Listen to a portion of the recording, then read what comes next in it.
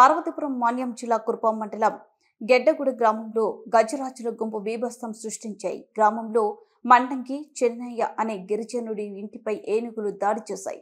ఒక్కసారిగా గుంపుగా రావడంతో ఇంట్లో ఉన్నవారు భయంతో ప్రాణాలు అరచేతిలో పెట్టుకుని బయటకు పరుగులు తీశారు. గజరాజులు ఇంట్లో ఉన్న ధాన్యం, పప్పు దినుసులు మరియు నిత్యావసర వస్తువులను ధ్వంసం చేశాయని, ఇల్లు పూర్తిగా కూలిపోవడంతో కుటుంబమంతా రోడ్డున పడ్డామని బాధితులు వాపోతున్నారు. జనవాసంలోకి ఏనుగులు వచ్చి ఆస్తి నష్టం, పంట నష్టం జరుగుతున్నప్పటికీ ఫారెస్ట్ అధికారులు కానీ, ప్రభుత్వం కానీ తగిన చర్యలు తీసుకోవట్లేదని గిరిజనులు ఆగ్రహం వ్యక్తం చేస్తున్నారు. ఇప్పటికైనా అధికారులు స్పందించి ఏనుగులను అటవీ ప్రాంతంలోకి తరలించి వాటి భారం నుండి రక్షించాలని ఆ ప్రాంత వాసులు కోరుతున్నారు.